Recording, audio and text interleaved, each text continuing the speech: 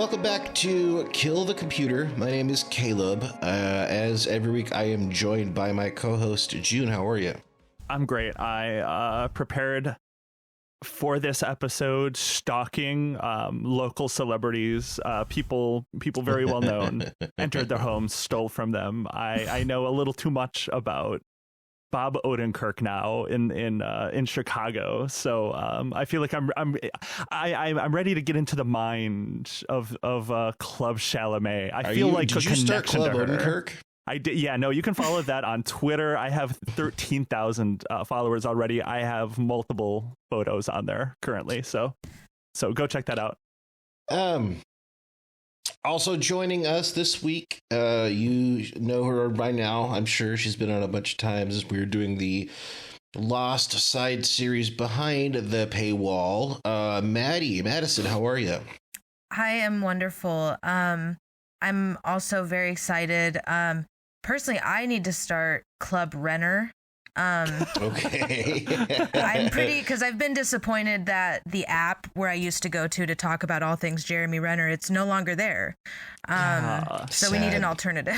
And I think I need to create a Club Renner. A second Renner versus tragedy, then as farce, as they say. Do you remember when he almost got killed being run over by a snowmobile or something, dude? Yeah, that was fucking crazy. And we used to have an app where we could discuss that.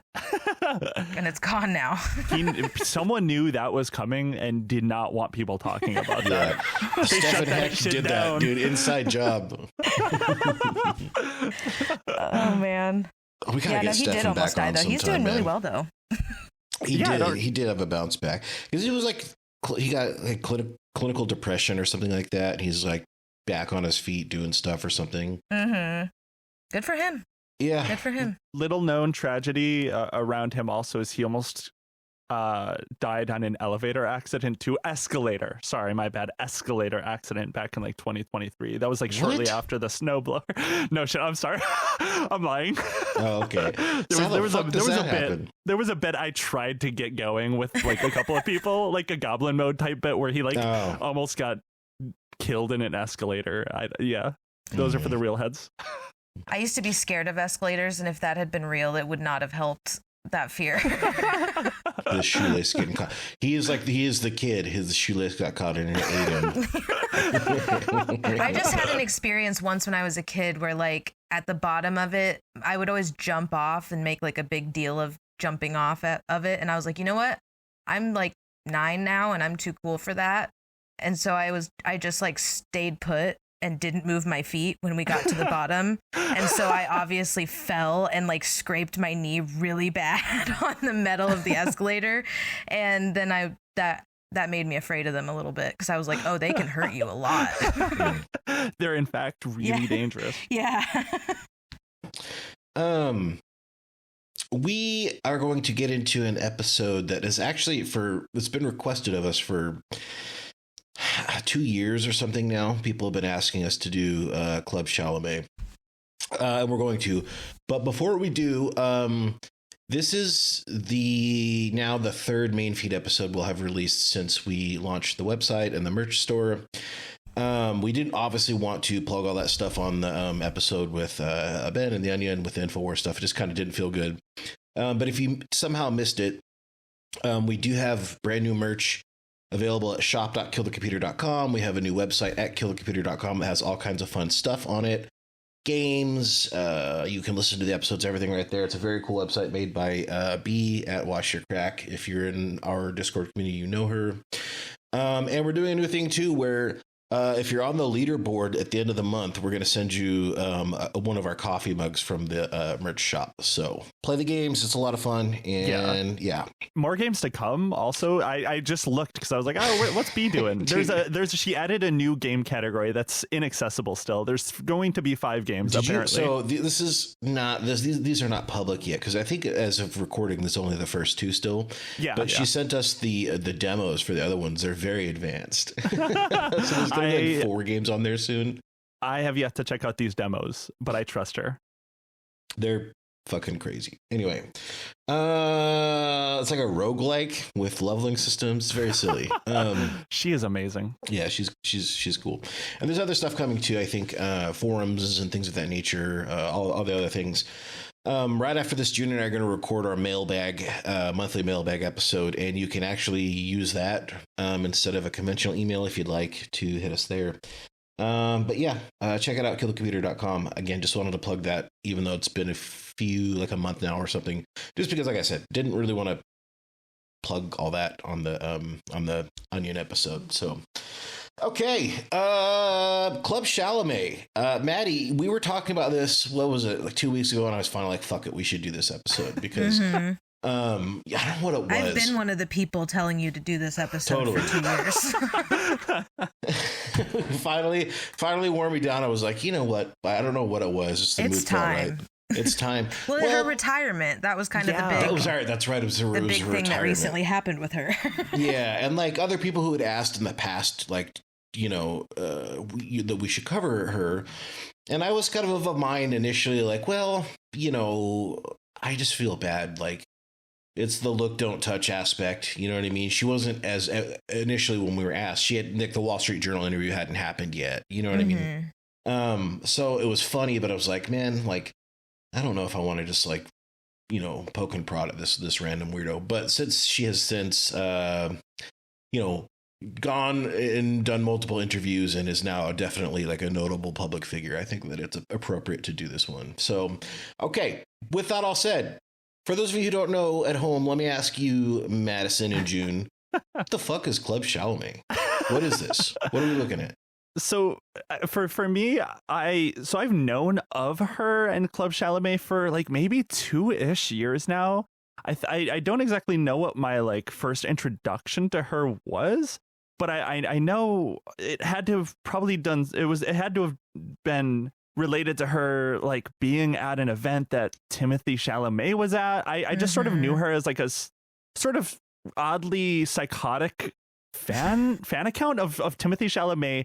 And the most notable, because, you know, there's a lot of those for any celebrity. It was just like the most notable thing about her is that she was like 58 or something. She was like fairly old. And you don't really expect that for like fandom accounts, especially because like if you go into any fandom community, which I tend to avoid, they tend to be insane people, you know, who hasn't been attacked by the Swiftie community at least once. But like, you know, the way they talk is like very Gen Z, Gen Alpha, like cry emoji, like, you know, that sort of like typing style that you associate with younger people.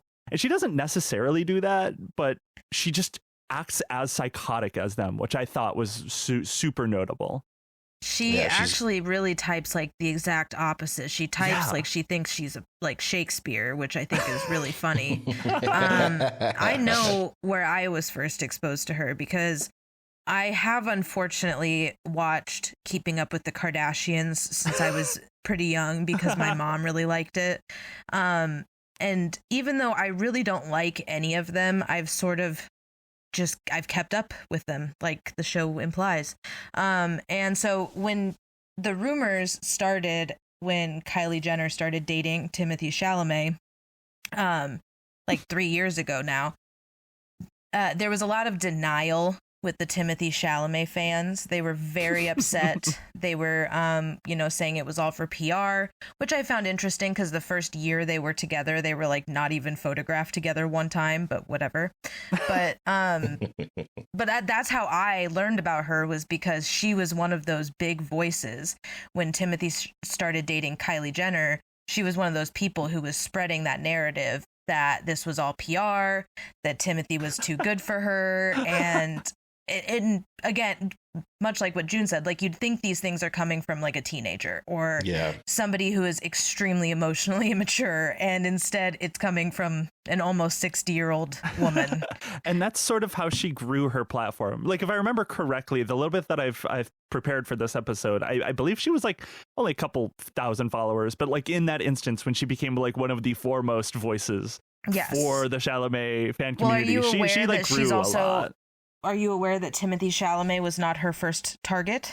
I do know that. And Yes. that's actually sort of what's been fascinating. So I read the Wall Street Journal article, and that just sort of touched on her previous fascination of Michael Fassbender.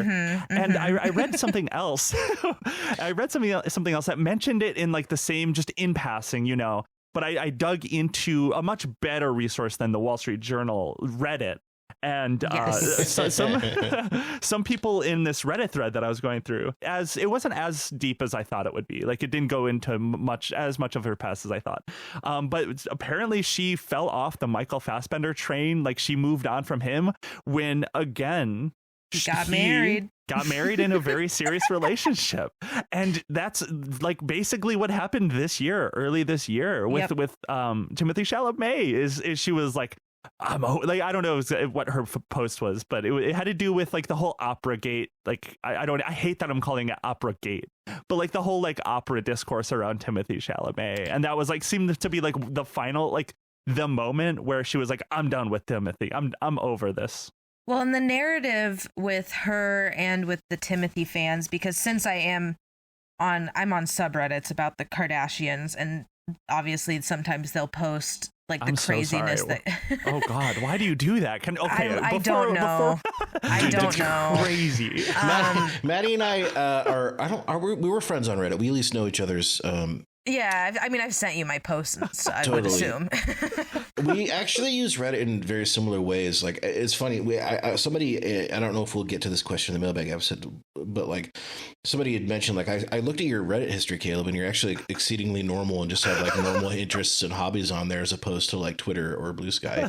And I think it's like you as well, Maddie. And I wasn't trying to be a creep or anything, but you sent me your post. I was like, what's Maddie up to on here? And it's very normal. You know what I mean? That's why Reddit is awesome. It's the Kardashians. It's the Neopets subreddit. It's, the pop culture one. But yeah, no, it's very, very normie of me.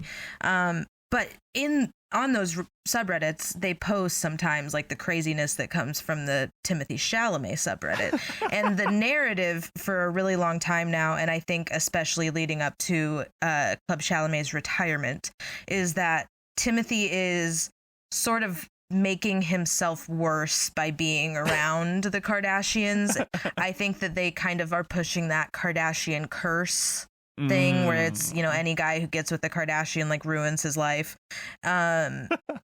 which is, it is a pattern. Generally true. I mean, most famously Kanye West. Maybe the most he would have done that without of all time. I think so too. Who else is in this on this train? Isn't Travis Barker dating one of them for a while? Travis Barker is married to Kourtney Kardashian. What? Yeah. Are you kidding me? And they have a baby. What the fuck? And they're the worst weird, drummer they're in weird Blink-182's vegans. history, because the old one is a cop now. Well, God. Kourtney and Travis are weird. They lick each other's feet on Instagram. Fuck, man. Okay, maybe Travis is as bad as the cop. Yeah, but then Kylie also has 2 kids and was with Travis Scott, the one who had the tragic concert. Yeah, Astroworld. Yeah. Yes. Oh, yeah. Let's. Do you guys mind if we so we don't jump around? Let's start at the very beginning. Let's do this chronologically, because her name is Simone Cromer. She is now 60, I believe. If not, she's 59. She's like, it's very interesting that there are some direct parallels that she has. Like, imagine if Mark Kern was a Swiftie for Timothée Chalamet. Is the only way that I could explain this, right? No, it's a good comparison. Like the obsession about a singular topic, a singular person. Like Mark Kern is just Timothée Chalamet instead of like pornography and video games or whatever. Yeah, like I guess there is a little bit more honor with what she does. I would argue far. Well, I don't know. I don't think so. I say that. Let me just say that I'm going to spoil one thing that should have been handled chronologically, but I just can't keep this in. When one of the things that Maddie was telling me about when she was kind of, when we were talking about potentially doing this episode, was like explaining what she's been up to, and like she's doing like anti-ageist activism. And I was thinking like, a woman of her age probably is like treated, pretty poorly, especially in entertainment spaces and stuff like that. Mm-hmm. Is it cynical of her to use that in the face of like obsessing over somebody 30 years younger than her? Probably. But okay, I could understand that. And then I started reading about it, and actually a lot of her anti-ageism activism and the things that she speaks out about and writes about are about how men under 30 deserve more awards. That was what I just got that today. It's like, okay, dude, like that's awesome. That's the sort of thing that Jordan Peterson would say. Like, the way that masculinity will come back, you have to give them treats. You have to give them trophies. You have to acknowledge them. Not to get off topic too, but like one reason that I think that she's pretty horrible is because a lot of people talk about her as if she's just kind of like a silly, like, oh, she's a stan page and whatever. She's kind of like a legitimate stalker. She gives out, she looks for events to find Timothée at. She looks at places he might be at. And she also gives that information out to other fans who ask her for it, which I think is super dangerous because I don't think she's going to hurt Timothée, as strange as she is. That she's like somebody that she's coordinating with could like definitely. I mean, one of the things that was like always really off-putting to me about this is like, it is like a fandom account, but she has done stuff like that. She has like posted about where he's at, like she's at different events like, across the world to see him before, and to see him like filming stuff. And like, this is maybe I'm not like super well versed in the history of like, paparazzi and all of that stuff, but paparazzi, I mean, the most famous case of like someone getting killed because of like weird fascination with a person was like Princess Diana. Oh, see, I always think of Selena, okay, who was killed by I can't think of the name of the woman who killed her, but she was the leader of her fan club. Oh my God. Mm-hmm. I don't know about that at all. Yeah. Oh yeah. I don't know all the details. I don't remember them. Can genuinely be dangerous. It's weird. And that's the thing though. That's the thing that's always been off-putting to me is that like she thank God hasn't done anything. I'm not claiming she will. I don't think she will. Clearly her time with Chalamet is over. No, she's moved on already. We'll get to that part. Yes, we will. But it's like, it's like a certain level of obsession is concerning, and it predates the internet too. Like, oh, for sure. At first I was like, oh, this is like a internet. It's like not an internet thing. This is just sort of like weird fan fascination with celebrities that goes back decades now. Even the Beatles had fans like her. Like, totally. Everybody. It's just one of those things that, like, this phenomenon that's unhealthy that exists, but that's very rare. And then the internet comes along like and radioactive ooze and makes it, just this horrible thing. Okay, let's go through her background. So she grows up in Detroit, and by all accounts, is a pretty normal childhood from what I've read. She develops an early interest in cinema because she goes to the drive-in with her parents a lot. She ends up going to Detroit College of Business at the Warren campus, and then transfers to the University of Michigan with a degree in psychology. Didn't see that coming. Her like sort of first foray into this begins in like 2004 or so. She goes to the Toronto International Film Festival and sees Orlando Bloom himself at the premiere of the film Haven. And this, according to her, is the experience that kind of sparks her interests in film festivals in general, which is where this is like the precursor to all this. So between like 2004 and 2006 or 7, she goes to a bunch of film festivals. She's really obsessed with the idea of like seeing like the celebs, like seeing Orlando Bloom was like an awakening moment for her or something, right? I get it, honest, especially 2004 Orlando Bloom. Yeah, well, that's just it. I think Maddyson, you described her as a sort of Japanese ghost that like haunts twinks. And that was like Orlando Bloom in 2004. She's an Oni that haunts twinks.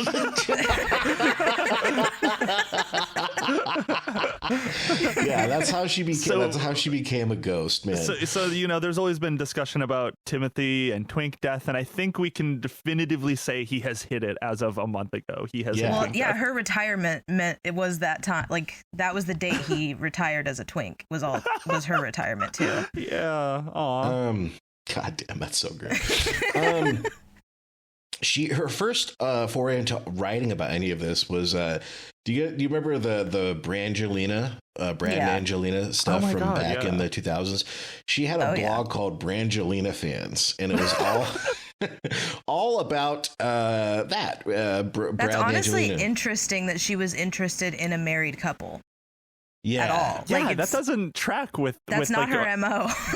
the rest of her history and like the fan space. That is pre the twink haunting, so maybe she just hadn't been cursed yet. I think that's what was going on. So she's writing the Brangelina stuff. She goes to the film festival, sees Orlando Bloom.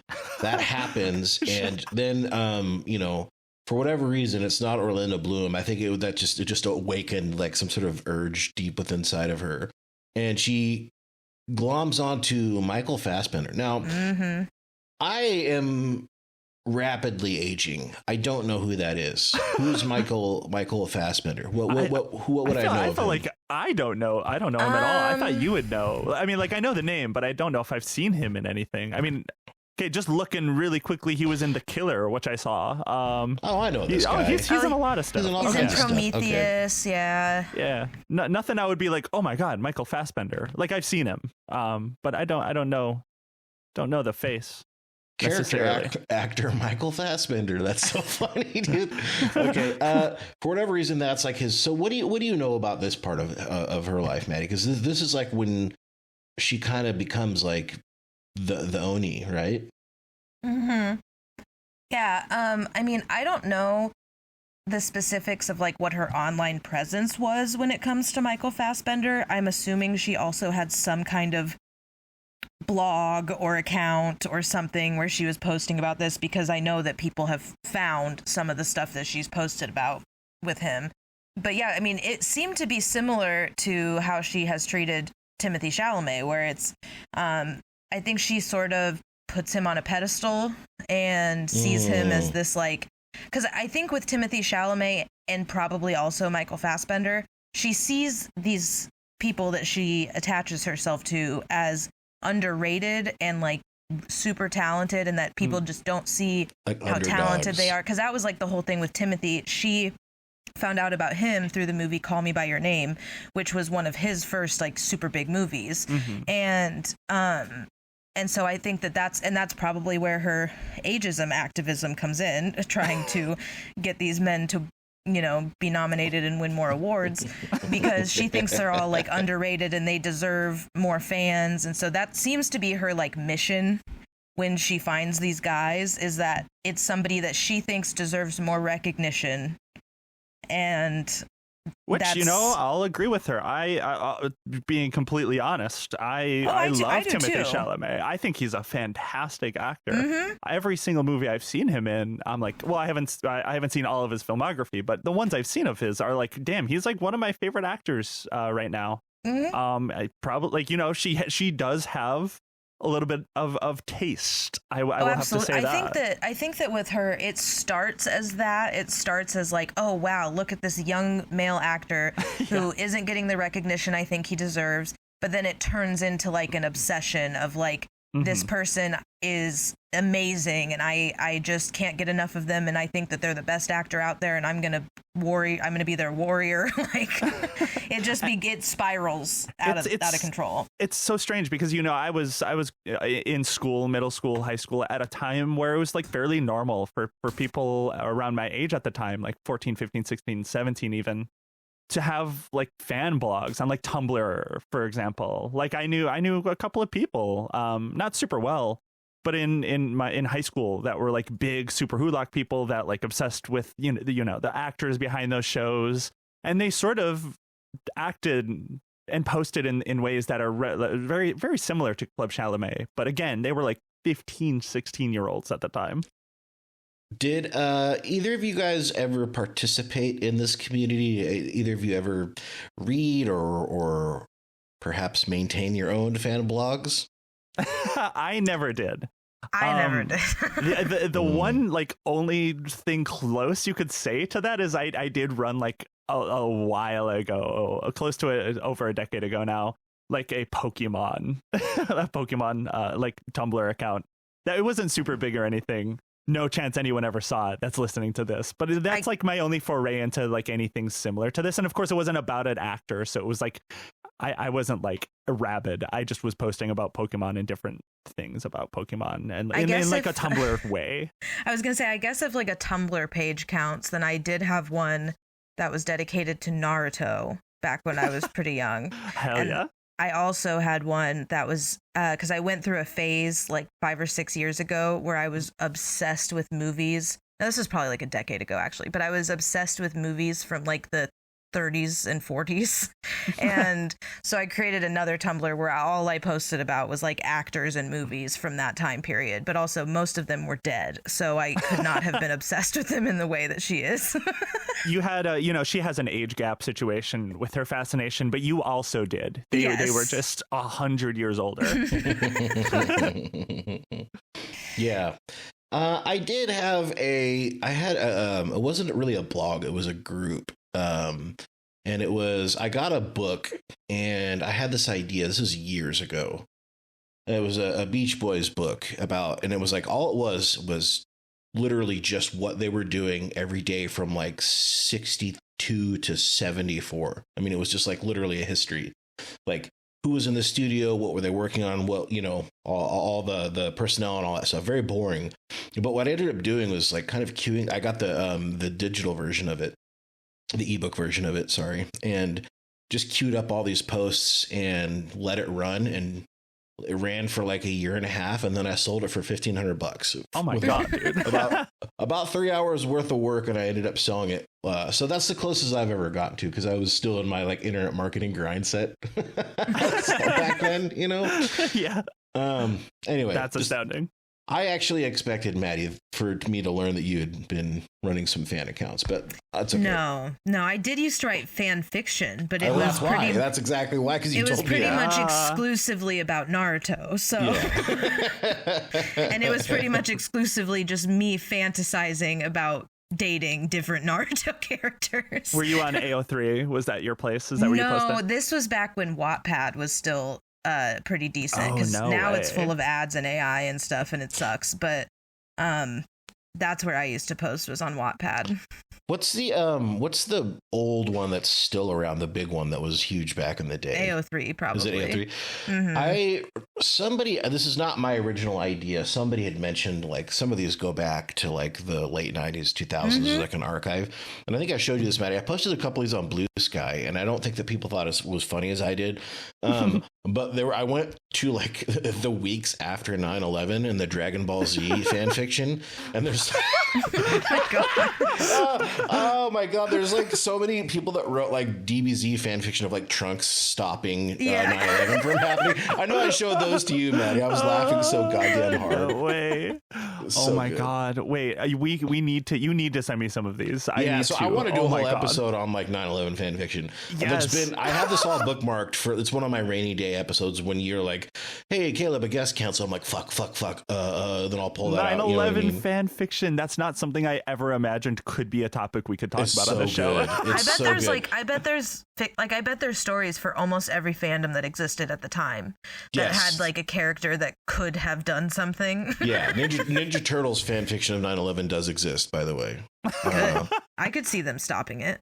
Yeah, I think using I feel like that's not the only event you could use fan fiction as like a bellwether of how the culture was at the time. Like you could do that with multiple events. I bet. I think that's an interesting marker of like, okay, we could talk about the culture of the time. We could talk about the media and media analysis, or we could talk about fan fiction that was released right in the wake of this. Well, no, because you're gonna dude. I'm not kidding when I say this. I was so fascinated with it when it's like, okay, you've got some like Rule 34 Battletoads masturbator that is for the first time in his life having to come face to face with the concept of these structures in his life that have been presented to him as infallible and indestructible crumbling around him, and how he reacts to that is important. We have to preserve that. It's history.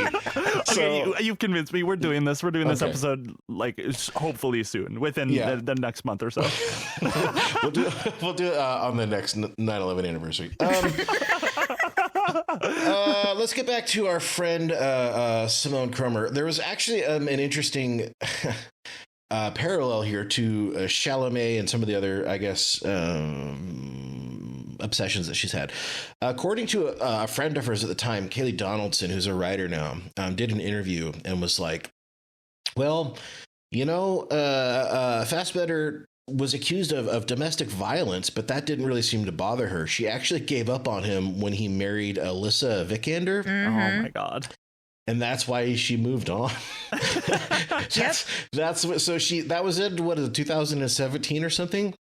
Go on. Yeah.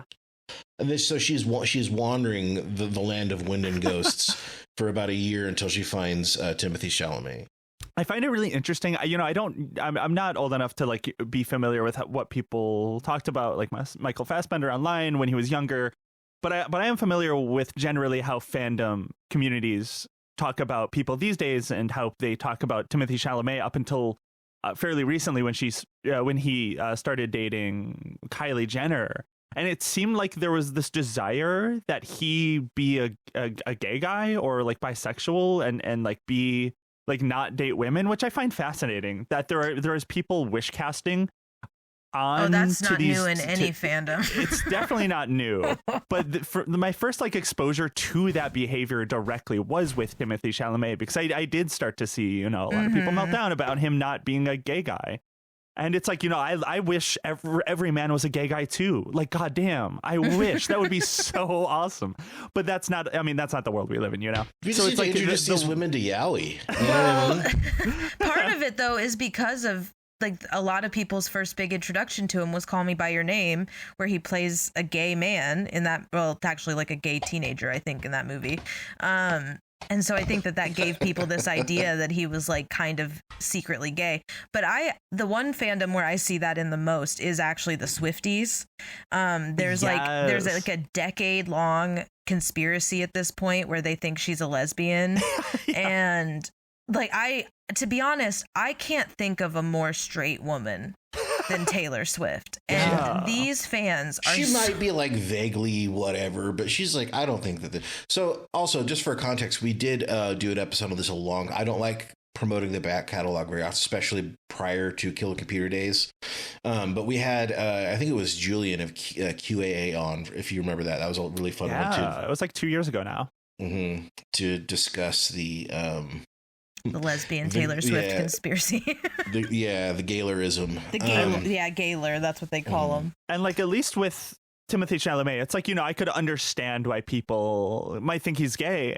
But I think the thing that's odd to me, other than sort of having this, it's the desire to like have him be gay. And it terrorizes their minds that he isn't. And I think that's like what's really weird to me is like, they're sort of wish casting that on him, and it like directly affects these people's communities and mental healths that he's dating. Granted, a not great family. I don't like Kylie Jenner. I don't like any of the Jenners. I think they're fairly symptomatic of like the attention economy these days and like media, and they came up in a time when it was like, I think it was right around the writer's strike. Because I've never kept up with the Kardashians. I don't know anything about this. They're just sort of, the main thing I know about them is that they came to be, I think, what was it, the late 2000s? It was sort of that like reality television boom that we saw, especially when the writer's strike was undergoing. And their whole claim to fame was just that her dad was OJ's lawyer and friend. Right? That's the whole thing. I can unfortunately give you like their entire background. Okay, please fill me. So yes, the father, Robert Kardashian, was a friend of OJ's, and he defended him in his murder case. Incredible. And I think that he was maybe already divorced from Kris Jenner by that point, because then Kris Jenner remarried with Caitlyn Jenner, and big Trump person, best friends with them. Actually, and also is now estranged from all of her kids. Caitlyn Jenner is seemingly. Wow. But yeah, so they got popular. Kim was friends with Paris Hilton, so they were always kind of like a little bit famous just because of their associations with like OJ and Caitlyn Jenner and all of that. But then Kim became friends with Paris Hilton and was her closet organizer. Okay. And so she was on a bunch of episodes of Paris's show, and then I think if I remember correctly, she sort of used that to then start dating like more famous guys, and then the infamous sex tape happened with Ray J. And that sort of what was so spun special itself. about that? Was it this was before she even got with Kanye, wasn't it? Oh yeah, this was long before she got with Kanye. Yeah. It was just notable because she was a celebrity at this point. Well, she was like kind of a budding celebrity at the time, and then I think it was just sort of the scandal of Ray J and this woman making a sex tape, and I don't know. It was I think just a different world at the time, especially too. Yes, like a sex. It was like, oh, a celebrity. I mean, that was like probably the biggest news that entire month. That would just be a drop in the bucket of general news. No one would get famous for that these days anymore. And really. It has since come out that like it's probably pretty likely that the whole leaking of the sex tape was planned for publicity. I'm not even surprised. Ray J has made a whole lot of, accusations, and some of them are outlandish because Ray J's a liar, a pretty prolific liar, but some of them are absolutely believable. Like the fact that they leaked it purposefully, I think is completely believable. But then I think that sort of spun into, for whatever reason, getting a TV show for their family, keeping up with the Kardashians. So they're just like, they're just like not great. Like, no. I don't know. They're just sort of like everything what's wrong. And of course they sell like a bunch of products and everything. They're very fame hungry. Yeah. This is so delightful for me to not be like the cranky old conservative coded piece of shit, because I don't have a problem with any of this, and you guys are like everything that's wrong with society, and I'm like, I don't know, man, whatever. I mean, usually my I get biggest to be issue, that guy, and it's fun to have the tables turn. That's all I'm saying.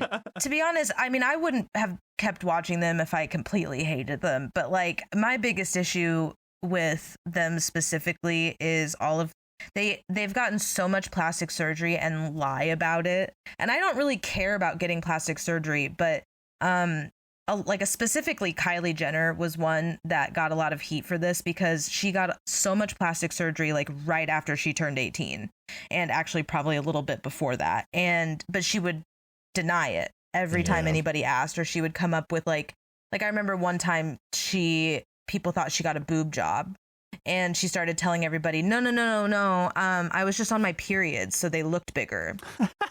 But then she like clearly had a boob job, they never got smaller. And my thing with that is it's just kind of, I do think that is a societal ill, is totally celebrities lying about plastic surgery, specifically one who got it like right out of teenhood, because it sort of promotes this idea that growing into an adult makes you look like that, because that's what she was implying every time she would deny it. It's sort of like what we see these days is sort of an extension of like, I don't want to pin it all on the Jenners, of course, but like the changing and evolving beauty standards that are just like getting more extreme and worse. Like everyone, a lot of celebrities tend to be like stick thin these days to a degree that's like very unhealthy, and like it makes me kind of nervous to see these people to be this thin. And it's sort of this like the way that they have helped push along beauty and beauty standards into a fairly unhealthy direction, I think. I will say I do think that they've contributed to that as well, but they seem to have mostly avoided the like especially in the early 2000s, back when there was also clearly an issue with how skinny celebrities were back then. They were sort of known as like the ones that were a little thicker and had big butts, and they kind of have, even though now it's like BBLs and stuff, they have kind of kept that. So at least they haven't sort of completely fallen into that, but they haven't not contributed to that beauty standard as well. Which, they're sort of amorphous. They're sort of like an amorphous thing about them that it's like, like I don't like actively daily hate them like the fucking Jenners, but I don't know. They whenever I hear about them, I'm like, I don't really want to, like, I don't know. Like I really shouldn't be hearing about them. I think for me too, since I've been watching them for so long, I sort of hoped for all of them that they would start to find things they were good at that weren't just like being famous and hot. And none of them have really been able to accomplish that. They've just started like different brands, and like that's their hobbies, are the brands they start. And Kim is kind of the closest one that actually seems to have a hobby, which is learning law. And she's bad at it. She's giving up on it, by the way. She's bad literally at it. this morning. And everybody's really mean to her about it. So it's like, maybe I get why they don't do hobbies, because everybody will just, clown on them. But also, I could not have seen Kim becoming a lawyer. I kind of wish that happened. I would have loved to see what her as a lawyer would have been. She could have been the next Judge Judy. Like, imagine that. She's like in her 70s. She's still on television. I'm a big Judge Judy hater. What would be very funny for her oh, she's the worst. Is if she does what a lot of people who can't pass the bar do, and either tries her, she won't do law enforcement, but she could become like a private investigator, which would be awesome. Honestly, I want a reality show of that. Yeah, dude. I would love a reality show where Kim Kardashian is a private cheaters, investigator. How does she do that? Like, I feel like she wouldn't be able to go out in public. That's the twist, though. She gets she has to dress up in disguises. She has to go through like 6 hours of makeup and glasses. She has to go incognito to catch cheaters. Okay, I would watch that. I can't lie. I would watch the fuck out of that. That would be fun. Okay, so thank you, Maddie. That is a good explanation for people like me and maybe people at home who, if you also have brain damage, don't know any of this. My first exposure, I think it was Kendall she's the one who did the Pepsi ad, right? Yes. Which was, that's right. If you've never seen it, I'm begging you to go see the Kendall Jenner Pepsi ad. I remember because that was a Super Bowl ad. And I saw it live with a bunch of my friends, and we were just going nuts because, like, social activism is in right now, right? Millennials, right? They love protesting. But what if we made them protest not having a Pepsi? And Kendall Jenner shows up. It's like, like it's just got like kind of the kind of stuff that like makes like, old guys with flat tops just shoot steam out of their ears. It's like everybody is like is not like, most of them aren't white. There's like a musician guy, as I recall, like most of them is like a very diverse cast of people, because that's what millennials are. We love diversity. And then she goes up to a cop, and I think she like cracks a Pepsi, and everybody starts cheering, and that's how the commercial ends. Well, didn't this come out like around the time of the Black George Lives Matter? Floyd, yes. the George Floyd stuff. Yeah. So no, it was, if I remember correctly, so this was it was pre that. Okay. This was right after Donald Trump assumed office for his first term. So this is like in 2017, if I remember correctly. And it was at the time, and I mean still today, of course, but in 2017, people, I think early on were really fired up to oppose Donald Trump. There was a lot of protests early on in like airports, because he did one of the first things he did was the Muslim travel ban in his first term. Yeah. So there was like a sort of the era, and I think Black Lives Matter, but not George Floyd, like in Ferguson. There was the Ferguson. Yeah, there was Ferguson for sure. Yeah. It was a bit, So it was BLM, but it was like not quite at its peak yet. Yeah. Well, okay. So this is all to say that, like, if you're analyzing everything that Maddie just said, and you are Simone, and you're kind of seeing this happen through kind of a hyper online lens for the first time, right? She has a very negative perception of this whole family. Yes. And she has just recently, we talked about a little bit about it. She had just started to glom onto Timothée Chalamet. And we'll get to this in a second because I want to backtrack for a second, but she comes on to the national scene because of her criticisms of this relationship. But before we get there, what is this movie? It's significant that she found him through this movie, isn't it? Call Me by Your Name. Yes. I've never seen it, but from my understanding, it's about like a young, I don't know how old Timothée Chalamet's character is supposed to be, but he looks like a teenager. And he like has a psychosexual relationship with a man.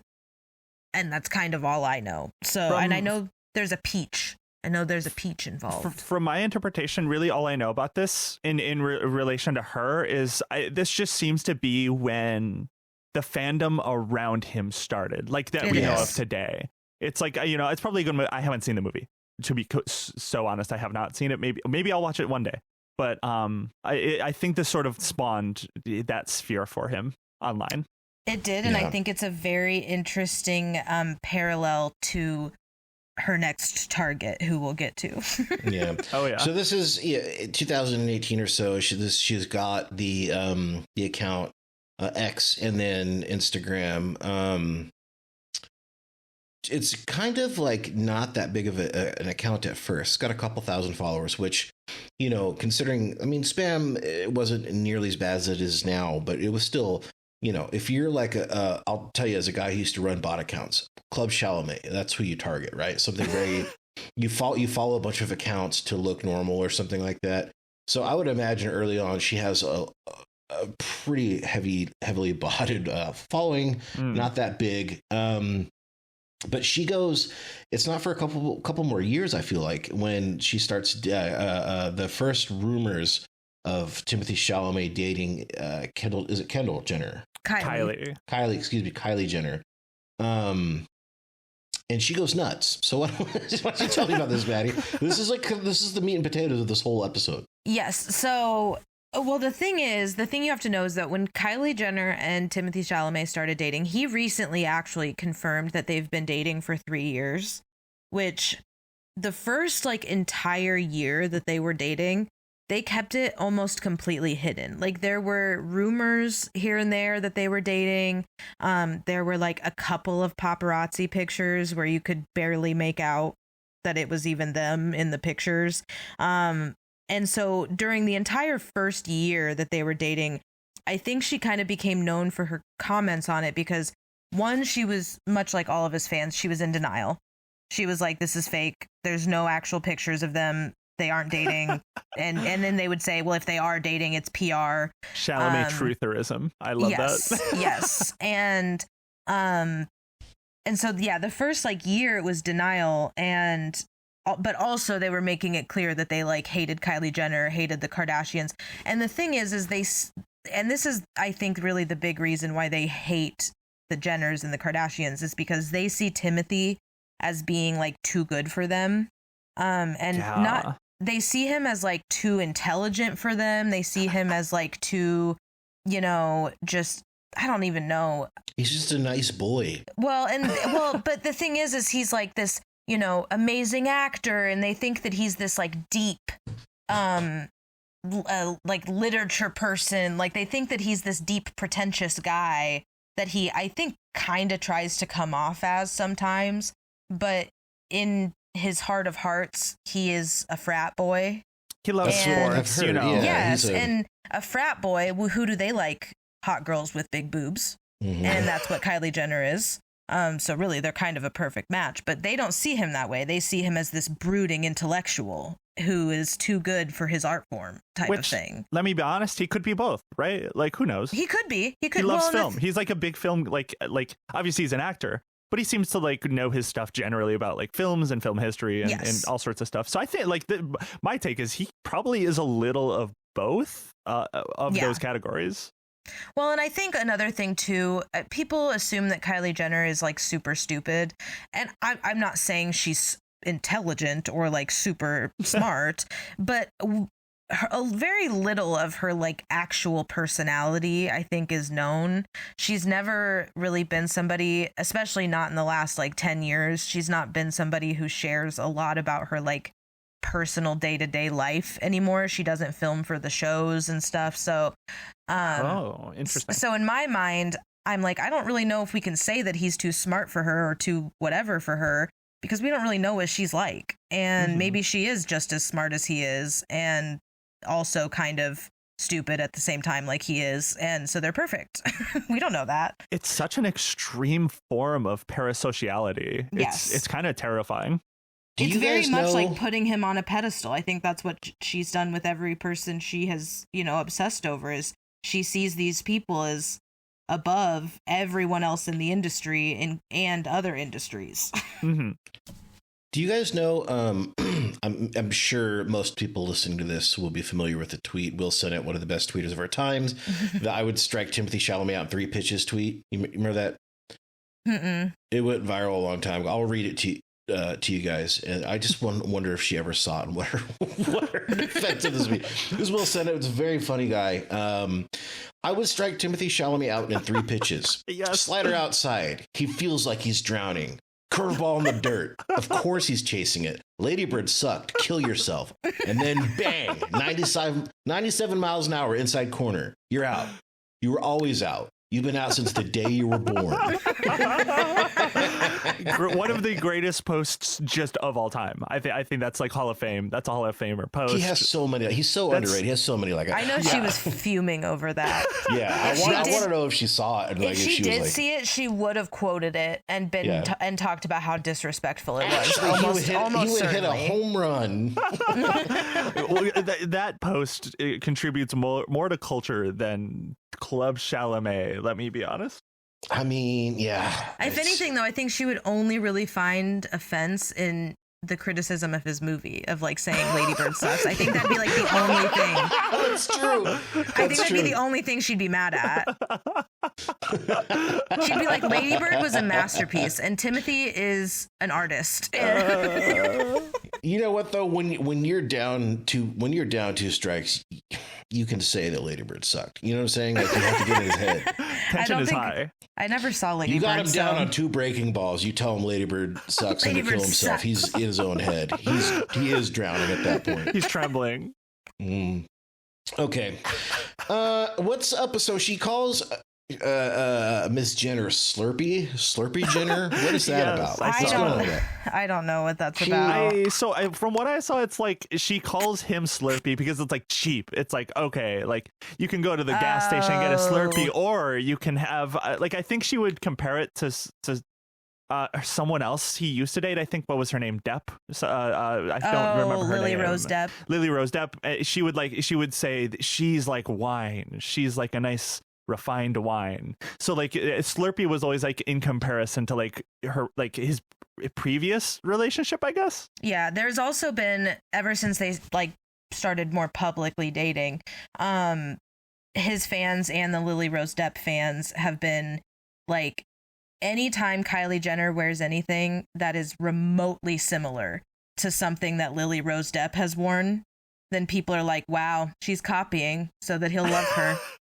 Interesting. And so I guess it's so strange. I guess for me at first I was like, okay, she like wanted him to be like this gay guy, which like maybe that's like subconsciously true, but she seemed to have approved of a previous heterosexual relationship. I guess maybe it is just purely she just despises the Jenners. I guess and I thinks would it's have like to look genuinely back. bringing him down, or maybe makes it's a little me bit of both.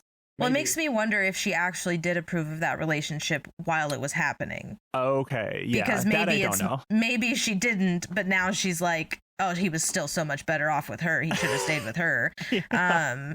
Which I guess I don't even know why Lily Rose Depp. I know she's an actress, but like she's also a nepo baby. So like, Yeah. how much cooler is she than Kylie Jenner? I don't know. Exactly. Yeah. No, but She was she's like great the in same type of Nosferatu, person. though. Oh She yeah, was she was. fabulous in that movie.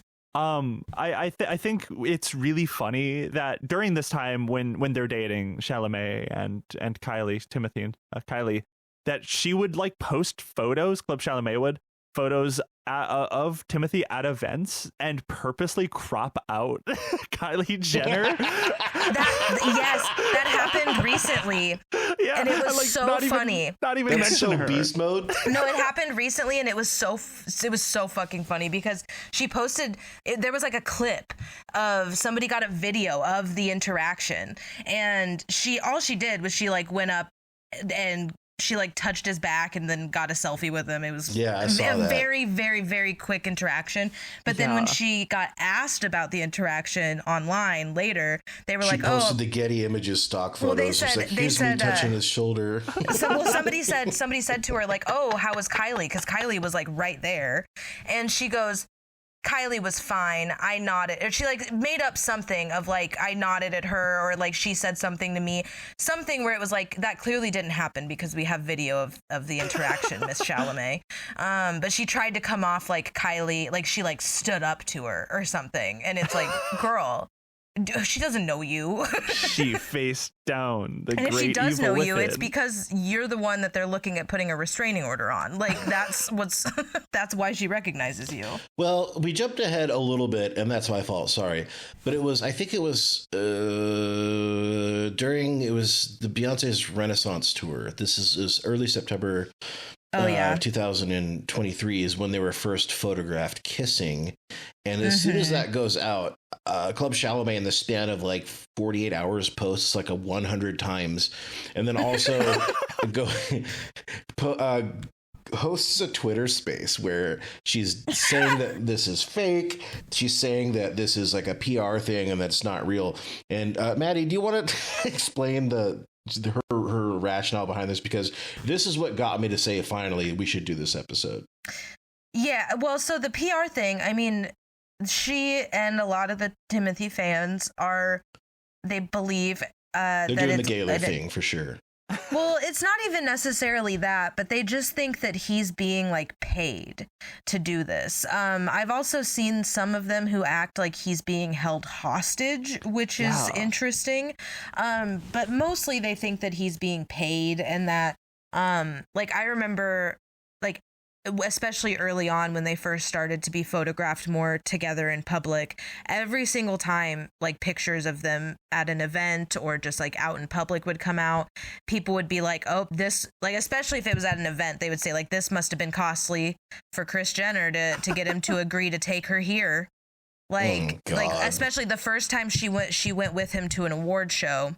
That was the narrative that they were pushing, was like they paid a ton of money and that's the only reason he would agree to take her somewhere so important to him. Wait, I'm recalling, wasn't there was a brief period where she believed that there were Timothée Chalamet stand-ins, like people like doubles, body doubles, going to events with her? Didn't she help like organize a Timothée Chalamet lookalike contest? Oh, I don't know if she was involved in that. I know that it happened. She talked about it and she said, well, Timothy won't show up because of security concerns. And then Timothée Chalamet did show up. I know that was very funny. Maybe the security concern was her. I really do love how definitively she talks about Timothée. Like it sounds like if you just discovered her and saw some of her posts, you would assume, okay, she is someone directly affiliated with working with him. And it's like, no, she's doing this for free. Yeah, she talks about him like they are personal friends who have each other's numbers and text every day. And it's very clear from every interaction we've ever actually seen with her and him that he knows who she is. That much is clear. He's never publicly admitted it, but yes, they have met. Yes, it's very clear that he knows who she is, but it's also very clear that he is just being polite. He is not talking to her like, you know, she's his friend. He's talking to her like she is a fan that he is being polite to. But she talks about him and their interactions like they're best friends, which is always concerning. And that the comment that I was going to get to earlier when we were talking about the Twitter space that made me laugh so hard was when you explained to me, Maddie, that like if he loves Italian food and we've never seen them at Olive Garden before. Yes. That is such a strange. Why would they be at Olive Garden? Yeah. Dude, they're millionaires. What are you talking about? I think Kylie Jenner might be a billionaire. You know, they're not going to Olive Garden. She has never seen the inside of an Olive Garden. Yeah, I don't think either of them. I think if either of them ate at an Olive Garden, they would die. I think the food would kill them. That's how we would know it was a hostage situation. Jesus Christ. If they went to Olive Garden, that is confirmation that the Jenners are holding him hostage. Can I just read the first post she made on her Instagram after the Twitter space? It was the next day. Yes. Mind you, this was like right after they had been photographed kissing in public. So this is like when it was breaking. This is kind of long. Sorry, I'll be brief. Hey guys, I woke up an extra half hour early to see if there were further developments overnight. Oh my God. It does get worse after months and months of gossip media and bombardment, gossip speculations, and quote sources from the Jenner camp. Her people are stalking Timmy's private residence, and his obvious avoidance of her has finally paid off and her primary objective met. Timothée has now played her hand and relented. So it goes on like that for like 5 more paragraphs of how he's being forced. That into was this, one like, of the magazine. Theories for a long time as well, that Kylie was just that she kind of used Kylie as a stand-in for herself. Like she basically was saying Kylie was like stalking him and showing up at places he was going to be at and just wearing him down. Yeah. The post continues, based on all DMs I've received, fans are absolutely devastated and disappointed. I don't know what more I can say to alleviate your pain and heartache. I truly sympathize with you. Please take some time away from social media to tend to your mental health because that's very important to me. I'm very concerned for some of you and wish I could give you a hug. My God, dude. She's probably also saying that because the people. Well, the people DMing her, though, like, because she's probably the oldest in that fandom. She's probably one of the oldest members of that fandom. So the people who are DMing her and being like, I'm so devastated over this, are probably like 16 years old. So she's like a motherly figure for some of these people. Yeah. Maybe. Maybe she's doing some good work. Continues. For those of us who know better, stay strong. This relentless pursuit of Timothée Chalamet had an end game. What better way to claim her prize than a Beyonce concert where half of Hollywood and the media would be there, with a special focus on the Jenners and their guests in the VIP stand. That woman has now been redeemed in the eyes of her fans, investors, and the media. She's a brand that needs to be rehabilitated. Whatever type of blackmail or threats she has on Timmy, she stayed the course because her reputation needed to be cleansed by someone like Timothée Chalamet. This sucks, but this is Hollywood. I still love Timothy. The situation with Slurpee will end in time. What's Slurpee? God damn, dude. She elevates him to a Christ-like figure. Yeah. She does. It's weird how, like, you know, again, I have no particular love for Kylie in particular or the Jenners, but it's weird how, like, sort of misogynistic she is. It is super misogynistic. Yeah. Well, and same with, like, their entire thing of they kind of just assume that Kylie Jenner is this stupid bimbo that, like, couldn't possibly have anything in common with Timothy, or, like, that when they're together, they have nothing to talk about. And it's like, I don't really necessarily think that Kylie Jenner is the mind of our generation, but I also think it's pretty misogynistic to see her and think that girl's got nothing going on upstairs. There's no way she could have any kind of intelligent conversation. I think that's crazy. She's a dumb bimbo slut, of course, obviously, I don't know. It is very weird, and I feel like, and this happens with a lot of male celebrities and their fandoms, honestly also female celebrities, but kind of a different genre of female celebrities, is these fans think that they have a chance with them. And even I think deep down they know they don't actually, but like when they get into a relationship that they don't personally think is okay, then I think they get like offended because they're like, I'd be better. It's sort of one of those weird things that's certainly the case, and even to a lesser degree, just like even internet famous people, just like, you know, streamers or whoever, they sort of hide their personal relationships away because there is sort of that weird dynamic, and it's not the person's fault typically. Like it's not Timothée Chalamet's fault that he has like a significant fandom that would kill themselves. Apparently, like they're crying and threatening to do horrible things because he kissed Kylie Jenner. It's not his fault, but it is like that weird balance of modern sort of fandom. Fandom is like such an odd thing. It scares me. I remember I don't remember how long ago this was, but he got asked about Kylie in like an interview. And he basically said, like, I don't really have anything to say about it. He didn't really want to talk about their relationship. And all of the Timothy fans took that as like, yeah, because it's not a real relationship. He has nothing to say about it. But if you've ever looked at the Timothée Chalamet subreddit, it's a scary place. But they genuinely like wish death upon Kylie Jenner and her children. She has 2 small children that they talk bad about. They wish death on. Like, I have seen some of the most vile comments in my life in the Timothée Chalamet subreddit.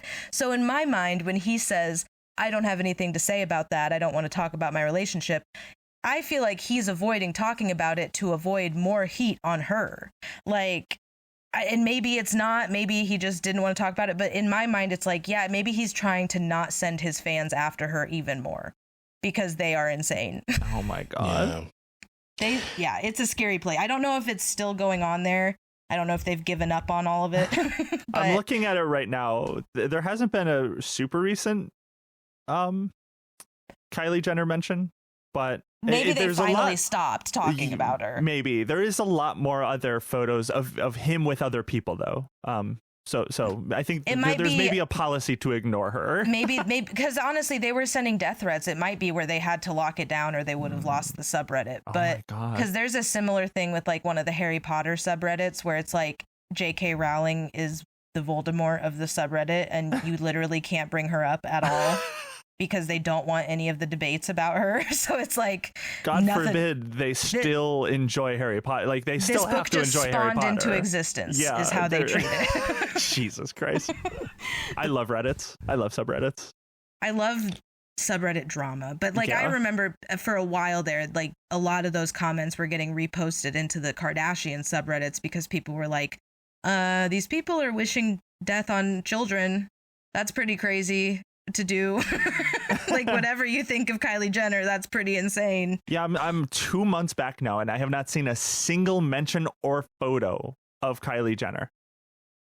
I would not Weird. be surprised if they had to implement a rule. Keyword mute or something. Yeah. Well, during this time, we see Club Chalamet, Simone, blow up quite a bit. The Wall Street Journal does, I think they're the first big one. Rolling Stone had written about her and about some of the stuff that you're talking about, Maddie, about just like stan culture and how insane it is. So during this time, I think I'm confident saying this. I don't know. You guys correct me if I'm wrong. But I think the calculus changes for her a little bit to monetize and kind of get in on some of the notoriety of this. Like, for instance, she starts a Substack, where people could pay her. She's getting interviews. She's doing this. And she's got a little piece of the pie for herself now. And does that change her coverage of Timmy? Well, Does that change how she looks at this whole situation to you guys? two things really quick. One, do we know what her job was like prior to being a professional internet stalker? Did she work like a normal job? She did. I don't remember what it was. You know what? Keep talking. I'll pull it up. It's in my notes somewhere. Okay. What The her other old thing job I wanted was. to quickly bring up is her house burning down in the Palisades fires. Yes. Yeah. And she tried to get Timothy to buy her a new house.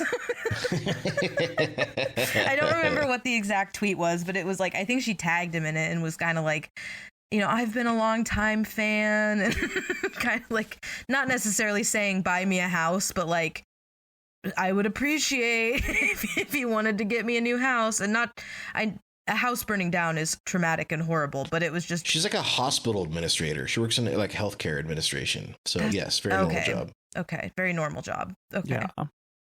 I wonder, that must pay pretty well because she always also brags about how much she travels and like even Hospital before she was administration jobs are very well paid. Yeah. Okay, that makes sense. Yeah, it's like one of the biggest industries in the United States for sure. I know healthcare like in general kind of pays pretty well, but but that saga was crazy when her house burned down. I did feel bad for her. It was of course, she lost her house. Whatever else you want to say. It was that tragic, sucks. but That's it horrible. just her first thought being like Timothy Timmy, might help. please. I've been a loyal fan for years. He would help me. Like, girl, I don't think so. I don't think so, baby. Yeah. Oof. Okay. I was gonna say though, her starting to monetize her content, I don't think she really changed anything. Like, and I think her retirement statement kind of proves that she really never changed her mindset or like the stuff that she has pushed. Maybe she kind of became a little more vague in some of the things she said, but I don't think it changed the way that she covered Timothy. Yeah. Do we She want does to a lot. talk? There's just like I know that some of the people that have asked us. I'm looking at my notes here. There's so many individual instances of funny things like the Olive Garden thing in the space. I'm looking at stuff where she had to delete and apologize for a post she made about Miss Jenner being pregnant that I won't repeat. She's fucking crazy. But we're over an hour now, so let's get to the retirement, I think. Mm-hmm. Yes, please. So The sadly, catalyst I don't. of this episode. Yeah. So, where do we want to start with that? I have, sadly, I am not subscribed, and I will never subscribe to her Substack. $150 a year, by the way. Jesus Christ. So I only have the start of the Substack post, the final one, I believe, and it's going to close in less than a month. But I believe this whole meltdown was kicked off by the opera situation, right? Opera and ballet that he said. What did he say? That it like. I don't even remember what he said about it. It was something to the effect of like, essentially, he doesn't want film to go the way of ballet and opera, which is that, you know, there's not a lot of cultural and societal interest, and that it's fairly pricey to get into events to watch these things. You know, how many people do you know that have, I guess, gone to see an opera or ballet? Mm-hmm. Probably not that many, especially if you're outside of major cities. I think that's like essentially what his point was. I think people that melted down about what he said are fairly psychotic. I'll be so honest. I think if you saw him, what was the criticism? He did make a joke. It was like a take. joke. Yeah, but he didn't say it how I said it. He was like, he made a glib comment about it, and I think it was just like maybe read the wrong way. But ultimately, I thought the point was fairly obvious. I couldn't even believe that anyone could have interpreted it any other way. And that seemed to be the catalyst for her and so many other Timothée Chalamet fans to turn on her. I was sort of watching it on Twitter in particular, because that seemed to be, at least other than maybe the subreddit, where her most, or his most rabid fan base seems to be. But so many people, especially for like different actors, there was like a ballet performer that had a statement about him. So many people had statements about him, to where I was like, this is like some sort of psychosis. This has to be like, I'm not seeing something that all of these other people are seeing, and they're like being mad about his statement. And I couldn't understand. I genuinely could not really understand their perspective in that we have to like do some ritualistic like spanking of Timothée Chalamet because he made a comment in an interview in 2022 about ballet and opera. Because it wasn't a new comment. It was from like realize it wasn't recent. Yeah, it was like a 2022 interview, and I also recently found out he has family that's done like I believe ballet, and he likes ballet. He likes opera. Like he's not a hater of these things. He's been a long time it's the way lover that he of said these. it. I'm reading it now. He just said nobody cares about these things, but what he meant was what you were saying, June. Exactly. So, and I think that's fairly it's kind of like obvious. what everybody got on Marty for saying that like Marvel movies are more like roller coaster rides than cinema. He was completely correct. He wasn't even shit talking. He was saying ontologically the Avengers isn't the same thing as like what cinema used to be. Exactly. And it seems to be that was like, for her, from what I understand, her main thing was this. Yeah. There was a post, I believe. Hold on, I think I screenshotted it. Let me find it. There was so someone made a post on Twitter that said something. It said this: defending a person and then experiencing why nobody likes them is very humbling. This being about Timothée Chalamet, and she quote tweeted it saying, "I feel seen." So that's like a really notable, like, damn. Well, I think that the ballet comment was like the inciting thing, but I do think it was also a buildup of her resentment about him dating Kylie Jenner too, because absolutely they've been so much more public over the last like 6 months, and he shouted her out in like one of his speeches at an award show not too long ago. Actually like shortly before these comments blew up. So I'm sure that contributed, because I think he said in his speech, like, you know, thank you to my partner of 3 years who's been on my side, like just something very generic. But I think that their increased publicity also contributed to her quitting. But I think that the ballet comment probably is what really tipped her over the edge. I think so. So I'm reading from the International Business Times, who reported on this for some fucking reason. Her quote is, "Things have changed in this fandom in such a significant way that we also have to adjust the changes and focus on other interests that simply bring us more joy," she tells her followers. She says that she will still post Chalamet's upcoming releases, specifically Dune Part 3, but will no longer promote the actor as much and with the same intensity. Okay, thank you, IB Times, for that. Again, I don't know why that story exists, but there you go. She's the leading voice on Timothée Chalamet, or at least was. Yes, she was. Was. She goes. She's already found Maddie. I didn't know this when we first. This is a new update from when we first agreed to this episode until whatever this weekend when we were shit talking the Met Gala. So that this is like her new. She's got her new guy. Yes, his name is Connor Story, I believe is his name, and he is.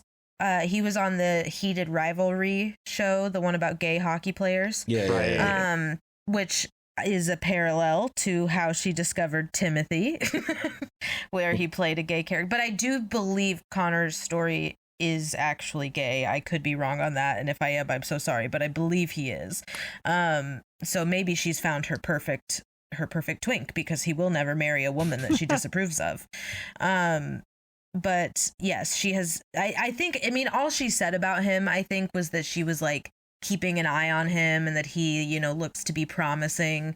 But I get the same vibes as like how she started with Timothy, where she's gonna start seeing him as this underrated, amazing actor, and possibly do the same kind of stuff to him. Maybe she will be Club Story after this. Yeah. I think would not she be surprised. made a new account. It was called like Story Hour or something like that. Yes. Story Oh my something, gosh. some little pun. So it's okay. Yeah. So she's abandoning the club thing, but she is sticking with the fun names. This was a secondary account. I think if she made one and it got deleted or something. But she's got a Story Hour, I think is what it was called. So Interesting. Incredible. watch She's that on space. she's on a direct path for another one. Another fucking meltdown probably eventually. Yeah. I have her final post on her Substack. I don't have the full thing, but I do have the intro. So I'm just gonna read how this begins. Yesterday was another turning point in the Club Chalamet community, which has been on life support for over a month now, let's be honest. When the new ambassador for Bleu de Chanel was announced on Wednesday, several paid subscribers unsubscribed within hours. And you know what? I don't blame them. Nearly 2 weeks ago, a founding member of the Substack, that's all the preview I get, but I'm assuming it goes on to say one of the founding members left to the community, canceled their membership to the Substack. And that was like, I imagine maybe like her, like, it's time to wrap it up here. People are leaving the community. People are canceling. When bad news happens with Timothée Chalamet, it seems like for this one, it was like Timothy didn't get renewed for some sponsorship that he had with Chanel. And which is such a weird thing to be upset about, because those kinds of things, they change ambassadors all the time. It probably has nothing to do with him. It was just like, I don't even know who the new ambassador is. It was probably just somebody who's popular right now. Like, that's such a weird thing to be upset about. So upset about not getting a fragrance sponsorship that you cancel and delete all of your accounts. See, this is the weird thing about these fucking communities, is this is how they function. This is how like fandom worlds are. And her statement makes it sound like it's really about money too, because she's like finally giving up because people are unsubscribing. That's kind of what I was getting at when I asked. So like, does the monetization change the calculus a little bit? But although, I mean, she has, even in her retirement statement, she said that she still is going to cover him. Like, she's like, I'm still going to cover his releases. But even when she said like, I'm not going to promote him, she said as much. Yeah. So like, I feel like she's going to tone it down because she's realizing that the Timothy stuff is not making her money anymore, and that Connor's Story is the new big thing because of Heated Rivalry. But I think she still maybe is interested in Timothy and will probably keep posting about him. I checked the Club Chalamet Twitter account where she first got her fame, and it's basically just posting articles and links to stories about Dune and just general like Dune stuff. So it's ramped down pretty significantly. Gotcha. Yeah. Well, in Connor's Story, I guess I don't know if he's got anything going on or if he like, because he had Heated Rivalry, but I don't know if he's got stuff coming up for her to promote. I'm sure they're fairly large. I think there's going to be Heated Rivalry season 2. Like I think this person it will be around for a while. He had a bad outfit at the Met Gala. That's where I most recently saw him. I was afraid to say it. I don't know if you guys, Caleb, you would not have seen this, but on Twitter the last few days, ever since the Met Gala, their fans, him and the other guy from Heated Rivalry, they're crazy. They are so like, they're so mad that people didn't like their Met Gala looks, and they are calling people racist, but they're being weird about it. And he like wore really bad makeup, and I don't know. I was afraid to say it, but you know what? They both looked bad at the Met Gala. Thank you for having the courage to say that on the show, Maddie. They're gonna attack me, but it's fine. Yeah, I like how I was just shit talking the Met Gala stuff all weekend. Nobody came for me. I love my favorite Met Gala outfit. I have to say was Russell Wilson, who I did like that one, dude. He did it was his he was actually rocking that shit, but it was also just very funny. I posted on Blue Sky about it that he solved the answer for what it would look like if Captain Crunch was also in the Righteous Gemstones. He's awesome. Fuck yeah. Okay, that's probably a good place to end it for our friend Simone. For now, who knows? She could be in the news for a myriad of reasons. In the future, we'll keep an eye on it. Her story's not closed. Definitely not. Only beginning. With Timothy it is. Yeah.